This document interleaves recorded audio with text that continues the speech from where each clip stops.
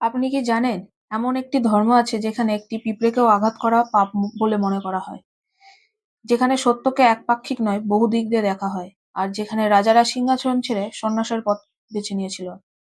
হ্যাঁ, আজ আমরা কথা বলবো প্রাচীন ভারতের এক অন্যান্য ধর্ম, জৈন ধর্মকে নিয়ে। অহিংসা, সংযম, ত্যাগ এবং যুক্তিবাদের উপর দাঁড়িয়ে থাকা এই ধর্ম ভারতীয় দর্শনের ইতিহাসে এক বিশেষ স্থান অধিকার করে আছে। এই ভিডিওতে আমরা জানব জৈন ধর্মের মূলনীতি, ত্রিরত্ন ও ৫ মহাব্রত, দিগম্বর ও শ্বেতাম্বরদের বিভাজন এবং রাজকীয় পৃষ্ঠপোষকতায় মাধ্যমে এর বিস্তার। তাহলে চলুন শুরু করা যাক। জৈন ধর্ম কেন উত্থান লাভ করেছিল? খ্রিস্টপূর্ব ষষ্ঠ শতাব্দীতে ভারতের ইতিহাসে এক গুরুত্বপূর্ণ সময় ছিল। এই সময় সমাজের অর্থনীতিতে এবং ধর্মীয় চিন্তার একটা বড় পরিবর্তন দেখা যায়। এই সময়ে উদ্ভব হয় জৈন ধর্ম ও বৌদ্ধ ধর্মের মতো নতুন ধর্মীয় আন্দোলন। কিন্তু প্রশ্ন হলো, জৈন ধর্ম কেন এত দ্রুত জনপ্রিয় হয়ে উঠেছিল? বৈদিক ধর্মের জটিলতা ও যজ্ঞ প্রথা, যজ্ঞের আচার-আচরণ অতিরিক্ত এবং পশু বলির প্রচলন খুব বেশি ছিল, এবং এই সব আচার-আচরণ পালন করতে অনেক অর্থ এবং পুরোহিতের প্রয়োজন হয়ে পড়ত। ফলত সাধারণ মানুষ ও নিম্ন বর্ণের মানুষ এই ধর্মীয় ব্যবস্থায় অসন্তুষ্ট হয়ে পড়ে। জৈন ধর্ম এর পরিবর্তে সরল জীবন, আত্মসংযম ও নৈতিকতার উপর গুরুত্ব দেয়। এটি মানুষের কাছে সহজ ও গ্রহণযোগ্য হয়ে ওঠে। জন্মভিত্তিক বর্ণ ব্যবস্থা, সে সময় সমাজে জন্মভিত্তিক বর্ণ ব্যবস্থার প্রচলিত ছিল। মানুষের মর্যাদা নির্ধারিত হতো তার জন্ম অনুযায়ী। এই ব্যবস্থা সমাজে বিভিন্ন রকমের বৈষম্য সৃষ্টি করেছিল। জৈন ধর্ম এই জন্মভিত্তিক শ্রেণীবিভাগকে গুরুত্ব দেয়নি। তারা বিশ্বাস করত কর্মই মানুষের পরিচয়। এই সমতার ধারণা অনেককেই আকৃষ্ট করে। অসন্তুষ্ট ক্ষত্রিয় বর্ণ, মহাজনপদ যুগে ক্ষত্রিয়রা রাজনৈতিকভাবে শক্তিশালী হলেও সামাজিক মর্যাদায় তারা ব্রাহ্মণের পরে ছিল। এই কারণে ক্ষত্রিয়দের মধ্যে অসন্তোষ তৈরি হয়। জৈন ধর্মের ২৪তম তীর্থঙ্কর মহাবীর নিজেও ক্ষত্রিয় বংশের ছিলেন। ফলে ক্ষত্রিয়রা জৈন ধর্মকে সমর্থন করতে শুরু করেছিল।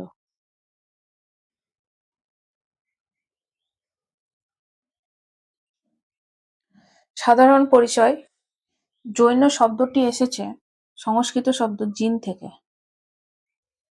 জিন শব্দের অর্থ যিনি নিজের ইন্দ্রিয়কে জয় করেছেন। এই জিন শব্দ থেকে জৈন শব্দের উৎপন্ন হয়েছে। কৈবল্য কথার অর্থ কি? কৈবল্য, জৈন ধর্মে কৈবল্য বলতে বোঝায় কমপ্লিট নলেজ, অর্থাৎ পূর্ণ জ্ঞান। যখন কোনো ব্যক্তি সমস্ত অজ্ঞানতা ও বন্ধন থেকে মুক্ত হয়ে সর্বোচ্চ জ্ঞান অর্জন করেন, তখন তাকে কৈবল্য প্রাপ্ত বলা হয়। এটি জৈন দর্শনের একটি গুরুত্বপূর্ণ ধারণা। নির্গ্রন্থ, সাংসারিক বন্ধন থেকে মুক্তি। যারা সংসারের আসক্তি, লোভ এবং বিভিন্ন বন্ধন ত্যাগ করেন তাদেরকে বলা হয় নির্গ্রন্থ। তীর্থঙ্করদের বেশ গুরুত্বপূর্ণ ভূমিকা রয়েছে। তীর্থঙ্কর কারা? যিনি মানুষকে মুক্তির পথ দেখান এবং নিজে সাংসারিক বন্ধন থেকে মুক্ত হয়ে গেছেন। কতজন তীর্থঙ্কর রয়েছে? জৈন ধর্মে মোট ২৪ জন তীর্থঙ্কর রয়েছেন। এর মধ্যে ২৪তম তীর্থঙ্করের নাম কি? মহাবীর।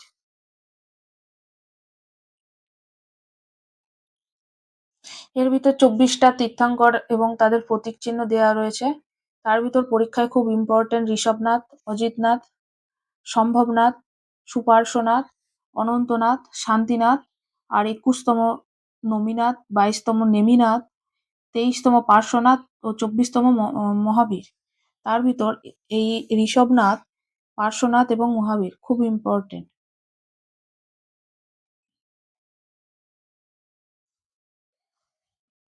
লর্ড ঋষভদেব বা ভগবান ঋষভদেব, তিনি ছিলেন প্রথম তীর্থঙ্কর। তার জন্মস্থান অযোধ্যা এবং সিম্বল অর্থাৎ চিহ্ন ছিল ষাঁড়।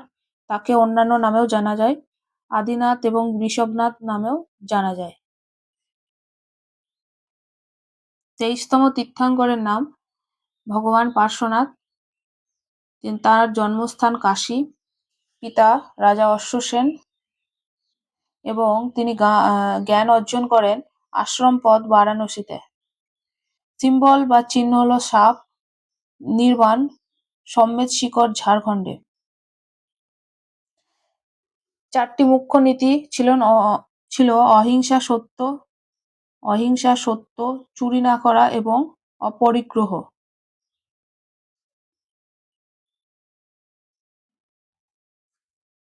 জৈন ধর্মের 24তম তীর্থঙ্কর মহাবীরের জীবন ও তার বিভিন্ন নাম। মহাবীরের জন্ম হয় 540 খ্রিস্টপূর্বাব্দে। তার জন্ম হয় কুণ্ডগ্রাম, বৈশালীতে। তার পিতার নাম সিদ্ধার্থ। তিনি ছিলেন জনত্রিকা ক্ষত্রিয় বংশের প্রধান। মাতা ছিলেন ত্রিশলা, যিনি বৈশালীর রাজা চেতকের বোন, এবং তার স্ত্রীর নাম ছিল যশোদা এবং কন্যার নাম ছিল অনজ্ঞা বা প্রিয়দর্শনা। প্রিয়দর্শনার বিবাহ হয় জামালির সঙ্গে। মহাবীর 30 বছর বয়সে গৃহত্যাগ করেন। তিনি সংসারের সমস্ত সুখ সম্পদ ত্যাগ করে তপস্যার পথে এগিয়ে যান। 12 বছর ধরে কঠোর তপস্যা করার পর 42 বছর বয়সে ঋজুবালিকা নদীর চিম্বিকা গ্রামে একটি শালগাছের নিচে কৈবল্য অর্থাৎ সর্বজ্ঞতা জ্ঞান লাভ করেন। মহাবীর স্বামী বিভিন্ন নামে পরিচিত ছিলেন, যেমন বর্ধমান, জিন, নিগ্রন্থ আর মহাবীর আর আরিহান্ত। তিনি তার প্রথম উপদেশ দিয়েছিলেন জামালিকে এবং উপদেশ দিয়েছিলেন প্রাকৃত ভাষায়, এবং প্রথম মহিলা শিষ্য ছিলেন দধিবাহন পুত্রী চম্পা।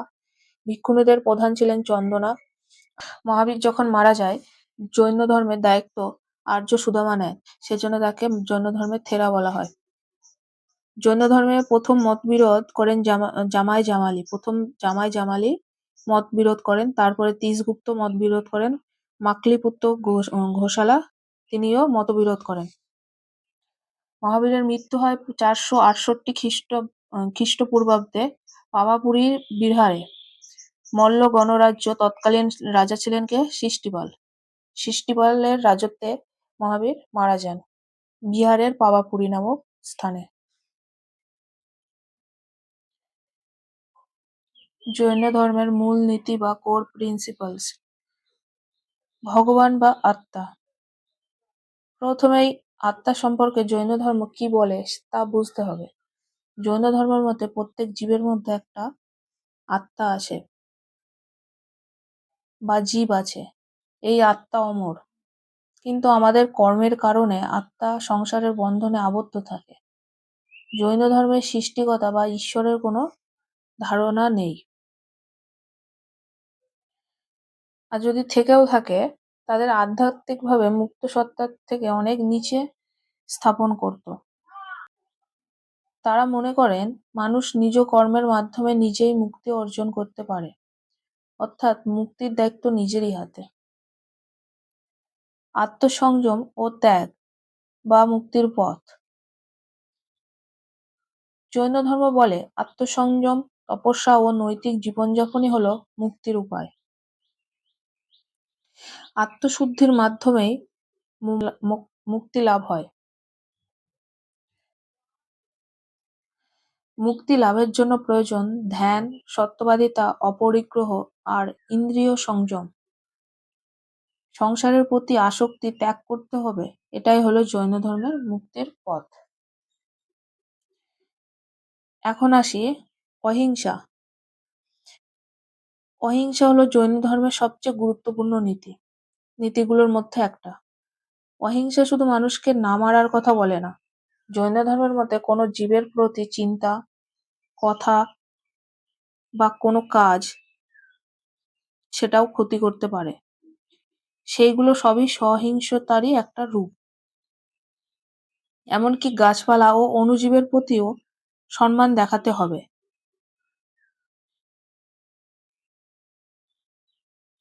এই কারণে জৈন সন্ন্যাসীরা যখন হাঁটেন খুব সাবধানে চলেন, যাতে কোনো ক্ষুদ্র জীবেরও ক্ষতি না হয়। তাই বলা হয় অহিংসাই জৈন ধর্মের সর্বোচ্চ নৈতিক আদর্শ। ত্রিরত্ন বা three jewels of Jainism: right faith, right knowledge, right conduct. Right faith অর্থাৎ সম্যক দর্শন, সত্যকে সঠিকভাবে বিশ্বাস করা বা সত্যকে সঠিকভাবে বোঝা। সম্যক জ্ঞান অর্থাৎ রাইট নলেজ, বাস্তবতার সত্যকে বাস্তবতার সত্য বা বাস্তবতার জ্ঞানকে সঠিকভাবে উপলব্ধি করা। রাইট কন্ডাক্ট নৈতিক ও শুদ্ধ জীবনযাপন করা। 5 মহাব্রত: অহিংসা, কোনো জীবন্ত প্রাণীর ক্ষতি না করা, সত্য, সর্বদা সত্য কথা বলা, অস্ত্রেয় অনুমোদিতভাবে কোনো কিছুর অধিকার না করা, ব্রহ্মচর্য, ইচ্ছার উপর সম্পূর্ণ নিয়ন্ত্রণ, অপরিগ্রহ, জাগতিক বস্তু থেকে অনাসক্তি। ব্রহ্মচর্য মহাবীর স্বামী আসার বা তীর্থঙ্কর হওয়ার পরে ব্রহ্মচর্যটা অ্যাড হয়। অনেকান্তবাদ: জৈন ধর্মের মতে সত্য একপাক্ষিক নয়, একটি বিষয়কে বিভিন্ন দৃষ্টিকোণ দিয়ে দেখা যেতে পারে। যেমন কয়েকজন অন্ধ ব্যক্তি, কেউ যদি হাতির শুঁড় ধরে সে ভাববে হাতির শুঁড়টাই হাতি, কেউ যদি হাতির লেজ ধরে সে ভাববে হাতির লেজটা অনেকটাই লেজের মতো, হাতিটা অনেকটা লেজের মতো। তো এরকম সত্য একরকম নয়, বিভিন্ন দৃষ্টিকোণ দিয়ে দেখা যেতে পারে। স্যাদবাদ: কোনো একক সত্যই চরম নয়, প্রতিটি বিবৃতি কেবল নির্দিষ্ট কিছু সত্তাধীনে সত্য।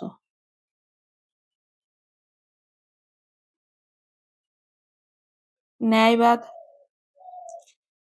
ন্যায়বাদ কি বলে? জৈন ধর্ম কোনো এক দৃষ্টিভঙ্গিতে আবদ্ধ থাকে না, বিভিন্ন দৃষ্টিকোণ থেকে একটি ধারণা দেখার জন্য উৎসাহিত করে। অর্থাৎ তুমি যদি কোনো অর্ধ জলপূর্ণ গ্লাসকে দেখো, তো তোমার মাথায় প্রথমে হয় গ্লাসটা অর্ধেক ভর্তি আছে বা অর্ধেক খালি আছে এরকম মাথায় আসবে। আবার অন্যজনের ক্ষেত্রে সেই জলটা খুব ইম্পর্টেন্ট হতে পারে, তার তৃষ্ণার্ত মেটাতে পারে। তো সত্যকে বিভিন্ন দৃষ্টিকোণ দিয়ে দেখা যেতে পারে, এটাই বলার চেষ্টা করা হয়েছে ন্যায়বাদে। আচ্ছা, এটা জৈন ধর্মের সিম্বল। এই নিচের যে হাতটা এটা ব্লেসিং এর জন্য, আর স্বস্তিক চিহ্নের এই যে 4টি ডট এটা হেভেন অর্থাৎ স্বর্গ, হেল অর্থাৎ নরক, অ্যানিমাল অর্থাৎ জীবজন্তু, এটা হিউম্যান অর্থাৎ মানব জীবন। আর এই যে 3টে ডট এটা ত্রিরত্নকে নির্দেশিত করে: right faith, right conduct, right knowledge. এবং তার সবার উপরে আছে কি? মুক্ত সত্তা অর্থাৎ মুক্ত আত্মা বা মুক্ত সোল।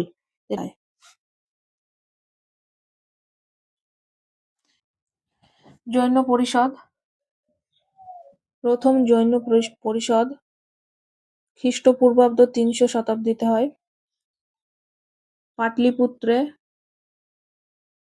বর্তমানে পাটনা। স্থূলভদ্র সভাপতিত্ব করেন। উদ্দেশ্য ছিল ধর্মগ্রন্থ সংরক্ষণ এবং এই পরিষদে 12টি অঙ্গ সংকলন করা হয়। তবে মতভেদের কারণে দিগম্বর ও শ্বেতাম্বর সম্প্রদায়ের মধ্যে বিভেদ সৃষ্টি হয়। দ্বিতীয় জৈন পরিষদ 512 খ্রিস্টাব্দে বল্লভী, গুজরাটে। সভাপতিত্ব করেন দেবর্ষি ক্ষমাশ্রমণ এবং এই পরিষদে শ্বেতাম্বরদের ধর্মগ্রন্থ লিখিত আকারে সংকলিত হয়।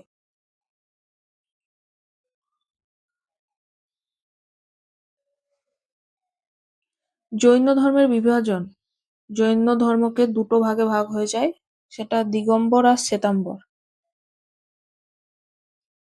বৈশিষ্ট্য: দিগম্বররা উলঙ্গ অবস্থায় থাকতেন, তারা কোনো বস্ত্রের পরিধান করতেন না। শ্বেতাম্বররা শ্বেত বস্ত্র অর্থাৎ সাদা বস্ত্র পরিধান করতেন। দিগম্বররা 19তম তীর্থঙ্কর মল্লিনাথকে একজন পুরুষ মনে করতেন এবং শ্বেতাম্বররা মল্লিনাথকে একজন নারী মনে করতেন। দিগম্বররা বিশ্বাস করতেন যে নারীদের মুক্তি সম্ভব নয়, কিন্তু শ্বেতাম্বররা বিশ্বাস করতেন যে নারীরাও মুক্তি লাভের অধিকারী। দিগম্বররা মনে করতেন মহাবীরের বিবাহ হয়নি বা তিনি বিবাহ করেননি, কিন্তু শ্বেতাম্বররা মনে করতেন যে মহাবীর বিবাহ করেছিলেন এবং তার একটা কন্যাও ছিলেন।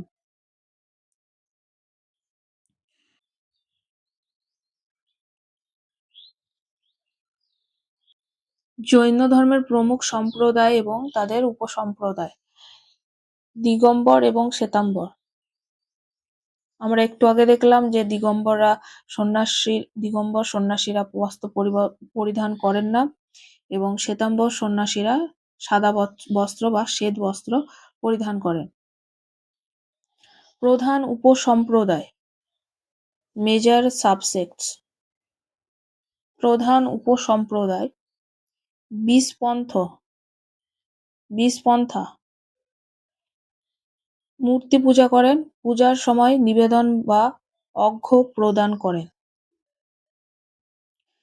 তারপরে আছে তেরাপন্থা, মূর্তি পূজা করেন কিন্তু অর্ঘ্য প্রদান করেন না বা নিবেদন প্রদান করেন না। তারণপন্থা, মূর্তি পূজা প্রত্যাখ্যান করেন এবং ধর্মগ্রন্থ পাঠে গুরুত্ব দেন। মাইনর সাবসেক্টস, দিগম্বর সম্প্রদায়ের ক্ষুদ্র উপসম্প্রদায়। ক্ষুদ্র উপসম্প্রদায়গুলো কি কি? গুমানা পন্থা আর তোতা পন্থা। গুমানা পন্থা মন্দিরে প্রদীপ বা নিবেদন এড়িয়ে চলেন, আর তোতা পন্থা বিষপন্থা ও তেরাপন্থার মিশ্র মতবাদকেই অনুসরণ করেন। শ্বেতাম্বর মূর্তি পূজক, মন্দিরে মূর্তি পূজা করেন, বিভিন্ন আচার অনুষ্ঠান পালন করেন। স্থানকবাসী মূর্তি পূজা প্রত্যাখ্যান করে ধ্যান ও প্রার্থনায় গুরুত্ব দেন। তেরাপন্থী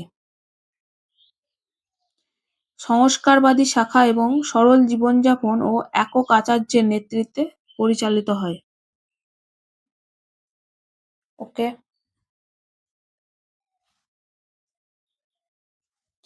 জৈন সাহিত্য। জৈন সাহিত্যগুলো সাধারণত অর্ধমাগধী বা প্রাকৃত ভাষায় রচিত হয়েছিল। প্রধান ধর্মগ্রন্থ ছিল আগাম অঙ্গ। এদের অঙ্গ ছিল 12টি অঙ্গ। ভদ্রবাহু রচিত কল্পসূত্র হল তীর্থঙ্করদের জীবনী নিয়ে লেখা। জৈন সাহিত্যে প্রধানত শ্বেতাম্বর ও দিগম্বর এই দুই ধারায় বিভক্ত ছিল। অন্যান্য ভাষায় কিভাবে রচিত হয়? কি কি? সংস্কৃত, অপভ্রংশ ও তামিল ভাষায় প্রচুর সাহিত্য রচনা হয়। নীতিশিক্ষা কি কি ছিল? অহিংসা, সত্য আর আত্মসংযম, অর্থাৎ ইন্দ্রিয়গুলোর উপর নিয়ন্ত্রণ। 10 প্রকীর্ণ কি জিনিস? 10 প্রকীর্ণ হলো জৈন ভিক্ষুদের নিয়মাবলী রচিত আছে। অনুযোগদার সূত্র, অর্থাৎ জৈন ভিক্ষুদের আচরণ, প্র্যাকটিসেস অব জৈন মঙ্কস। জৈন ধর্মের বিকাশে রাজাদের ভূমিকা। প্রাচীন ও মধ্যযুগীয় ভারতে বহু শক্তিশালী রাজা জৈন ধর্মকে সমর্থন করেছিলেন। চন্দ্রগুপ্ত মৌর্য। মৌর্য বংশের প্রতিষ্ঠাতা চন্দ্রগুপ্ত মৌর্য জীবনের শেষ পর্যায়ে জৈন ধর্ম গ্রহণ করেন। তিনি জৈন সন্ন্যাসী ভদ্রবাহুর শিষ্যত্বে গ্রহণ করেন। দক্ষিণ ভারতে তিনি জৈন ধর্ম প্রচারে গুরুত্বপূর্ণ ভূমিকা পালন করেন এবং মহীশূরের শ্রাবণবেলগোলায় ধর্মচর্চায় আত্মনিয়োগ করেন। সম্রাট খারবেল। কলিঙ্গের রাজা সম্রাট খারবেল জৈন ধর্মের অন্যতম প্রধান পৃষ্ঠপোষক ছিলেন। তিনি উদয়গিরি ও খণ্ডগিরিতে জৈন সন্ন্যাসীদের জন্য গুহা নির্মাণ করেন। উদয়গিরি আর খণ্ডগিরি বর্তমানে ওড়িশাতে অবস্থিত। তার শাসনকালে জৈন ধর্ম ব্যাপকভাবে প্রসার লাভ করেন।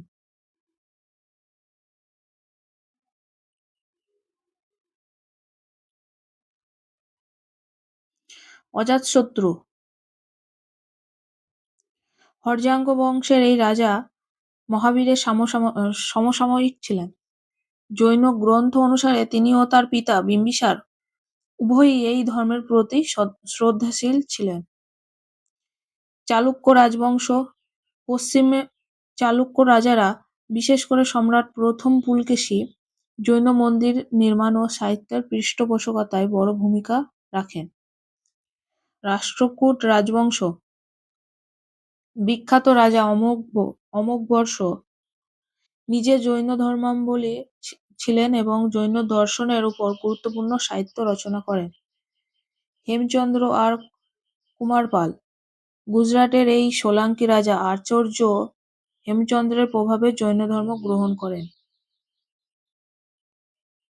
এবং তার রাজ্যে পশুবলি নিষিদ্ধ করেছিলেন।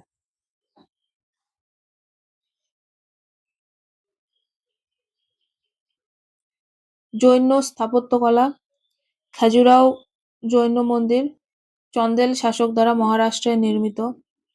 দিলওয়াড়া জৈন টেম্পল রাজস্থানের মাউন্ট আবুর এই মন্দিরগুলো শ্বেত পাথরের অসাধারণ কারুকার্যের জন্য পরিচিত। দিলওয়াড়া জৈন টেম্পল পরীক্ষার জন্য খুব ইম্পর্টেন্ট প্রশ্ন আসে এখান থেকে। কলিঙ্গ রাজা খারবেল উড়িষ্যার উদয়গিরি আর খণ্ডগিরি গুহাগুলো নির্মাণ করেন। বাহুবলী মূর্তি গোমতেশ্বর কর্ণাটকের শ্রাবণবেলগোলায় অবস্থিত। ৫৭ ফুট উঁচু বিশাল এক শিলার মূর্তি। এলোরা কেভস ৩০ থেকে ৩৫টা গুহা নিয়ে তৈরি। রাষ্ট্রকূট বংশের দ্বারা মহারাষ্ট্রে এলোরা গুহা নির্মিত করা হয়।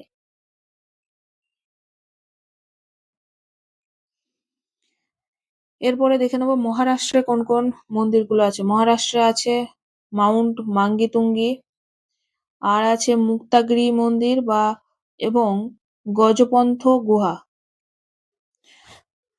আর অহিংসার মূর্তি যেটা মহারাষ্ট্রের মাঙ্গিতুঙ্গি পাহাড়ে অবস্থিত প্রথম তীর্থঙ্কর ঋষভনাথের বিশাল মূর্তি।